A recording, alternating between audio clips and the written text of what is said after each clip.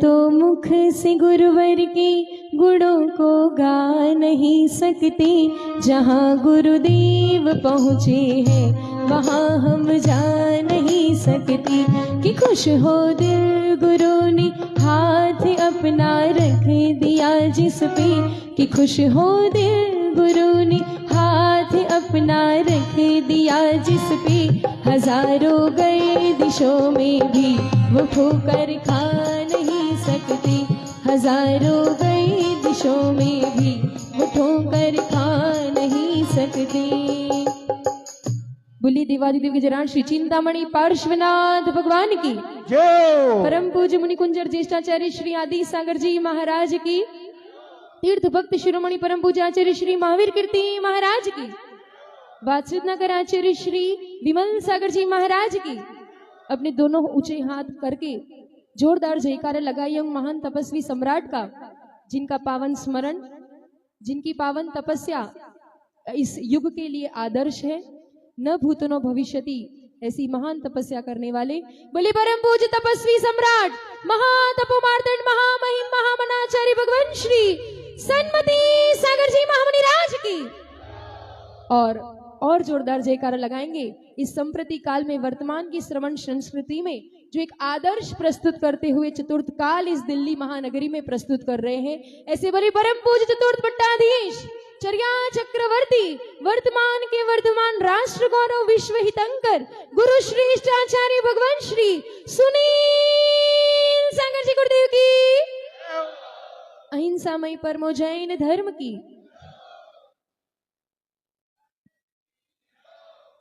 एक बार की बात है, एक राजा मुनिराज के पास, गुरुवर के पास पहुंचता है और निवेदन करता है। बड़ा भक्त होता है, बड़ा प्रभावित हुआ करता है उनकी साधना से। तो उसकी बड़ी मनोवांछा होती है कि वह गुरुदेव उसके महल में पदार्पण करे और जो उसका वैभव है वो उनको दिखाकर उनको प्रसन्न करने का, कि देखिए कैसा आपका शिष्य है, ऐसी बात लेकर निवेदन करता है। और कैसे भी ऐसा कुछ प्रयोजन करता है कि कैसा भी कोई अवसर मिले और मैं मुनिराज को अपने महल में आमंत्रित करूं और मेरे महल की भूमि को धन्य करूं, निवेदन करता है। लेकिन मुनिराज तो मुनिराज हुआ करते हैं। फिर उसने निवेदन किया कि आपके अगर चरण मेरे इस महल में पड़ जाए तो मेरी वह कुटिया धन्य हो जाएगी। देखा भव्य जीव है और होनहार प्राणी है। निहार शुद्धि के निमित्त से वन उपवन की ओर गए और वहीं समीप में उसका महल था, तो वहां ही चल दिए। और राजा बड़ा प्रसन्न हो गया कि ओहो, जिस क्षण का मुझे इंतजार था वह क्षण आज मेरे समीप है, मेरे सामने है। वह पाद प्रक्षालन करता है और आसन उच्चासन देता है और मुनिराज के सामने उसके जो उसका जो रत्न भंडार था, कोष था, वहां से बहुमूल्य, जो आज तक उसने बहुत कम बार निकाले होंगे, कुछ कुछ अवसर पर ही जो निकालता था, ऐसे बहुमूल्य रत्न उन गुरुदेव के सामने रख दिए और कहने लगा, गुरुदेव आज मैं बहुत खुश हूं कि आज आप मेरी इस कुटिया में आए और देखिए आपके शिष्य के पास दुनिया में कहीं ऐसे रत्न नहीं होंगे, वह आपके शिष्य के रत्न पिटारे के जिस कोष में भरे पड़े हैं। तो गुरुदेव उसकी नादानी पर हंसते हुए कहते, राजन ये रत्न पिटारे तो दिख रहे हैं, लेकिन बताओ इसको पाकर ये जो तुम्हारे पास है, मतलब तुम दुनिया के सबसे सुखी इंसान होंगे ना, रात को तुम्हें बहुत बढ़िया नींद आ रही होगी। तो राजन बड़ा विचार में पड़ गया, तो बात तो बड़ी विपरीत नजर आ रही है। महाराज जी कह रहे कि तुम सबसे सुखी और रात को बड़ी चैन से नींद आ रही होगी, लेकिन बात तो ऐसी नहीं है, उससे तो पूरा विपरीत। इसकी रखवाली के लिए, इसकी सुरक्षा के लिए मुझे कितने पहरेदार लगाने पड़ते हैं, मेरा दिन रात वही विकल्प चलता रहता है। तो फिर मुनिराज कहते हैं, आओ राजन, तुम्हें जब तुमने मुझे यहाँ कुछ दिखाया तो मैं भी तुम्हें कुछ दिखाने ले चलता हूं। वो राजन को लेकर गांव के छोर पर एक कुटिया में, जहां एक बूढ़ी अम्मा घट्टी पीस रही थी, और उसके पास जाकर राजन को लेके जाता है, तो वो बुढ़िया होती है, बड़ी खुश हो जाती है, उसकी आंखों से अश्रु निकल के, ओहो आज तो कैसा मेरे घर के आंगन में सोने का जैसे सूरज उगाया है कि मुनिराज और उनके साथ से हमारे स्वामी, हमारे नगर के नाथ भी हमारे द्वार पर आ गए हैं। बड़ी खुश हो जाती है, बड़े हर्षोल्लास के साथ छोटा सा कलश में जो जल था दोनों के चरण पखारे, मुनिराज को उच्चासन दिया, उसके समीप राजा के लिए आसन बिछाया, और फिर अपना जो काम कर रही थी वहीं घट्टी के पास जाके बैठ गई।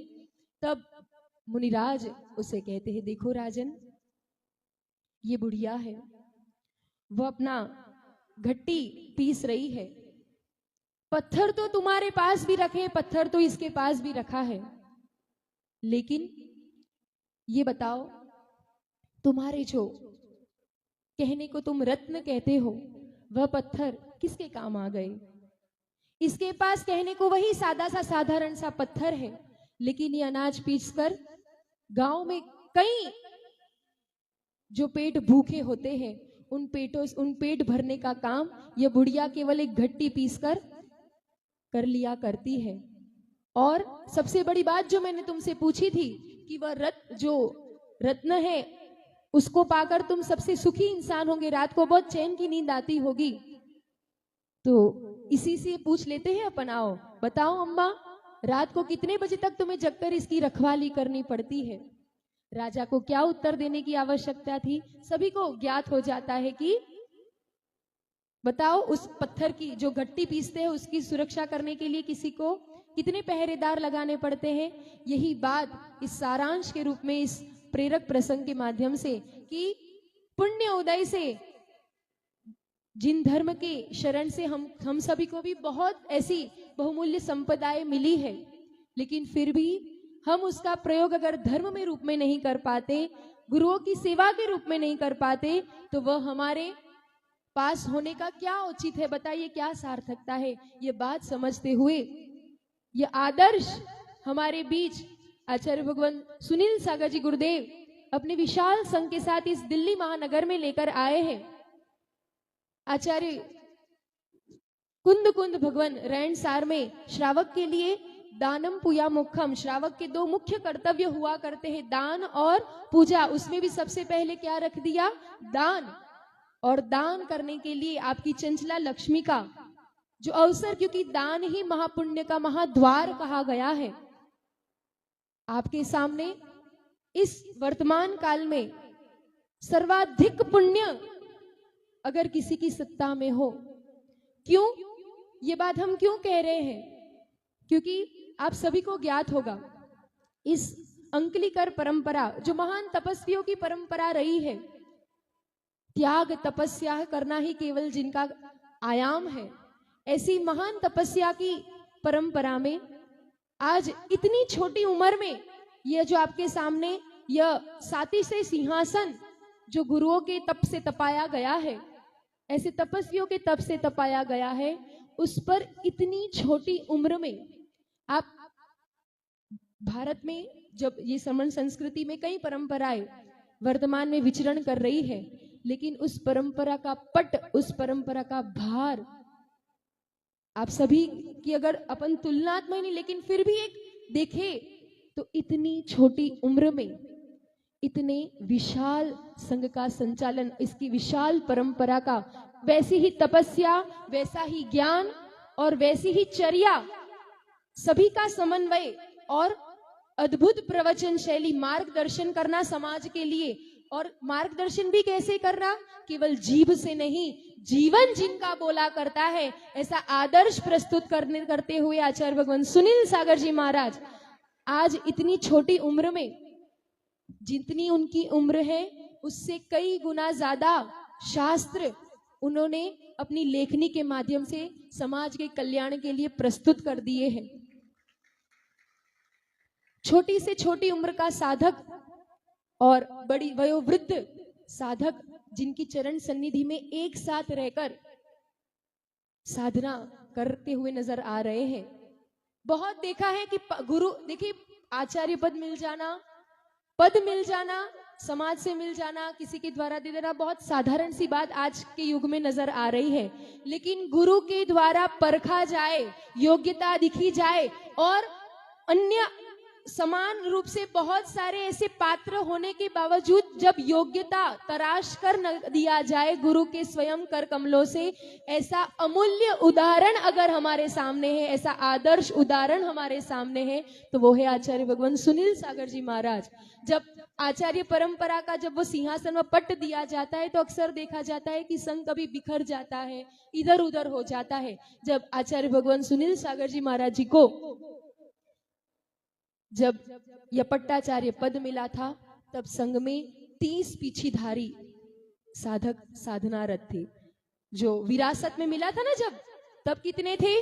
30 थे। आज देखिए, जिनकी साधना प्रताप कहो, जिनका असीम वात्सल्य कहो और जिनका आदर्श चर्या और ज्ञान कहो, जिसके प्रताप से आज 30 से लेकर वो अंक, जो अंक है वह 30 से लेकर क्या हो गया 60, मतलब ऑलमोस्ट डबल। और कई समाधि अपने कुशल निर्यापकत्व के साथ जिन्होंने समाधि भी करवा दी। ऐसे आदर्श, ऐसे आचार्य भगवान हमारे सामने हैं। तो निश्चित रूप से आज इस सभा में हम देख रहे हैं वयोवृद्ध युवा क्यों इतने कम नजर आ रहे हैं, बताइए। हम भी समझते हैं कि ऑफिस का टाइम होता है, सब कुछ होता है, लेकिन फिर भी जो समय, जो द्रव्य, जो ऊर्जा हमें मिली है उसे व्यय नहीं कर देना चाहिए। बहुत पुण्य से, बहुत दुर्लभता से ये क्षण ऐसे तपस्या से तपोभूत और आदर्श चर्या करने वाले, जिनके पास ना मोबाइल है, ना पंखा है, ना एसी है, ना लैपटॉप है, फिर भी इसी भीषण गर्मी में, और कल तो देखिए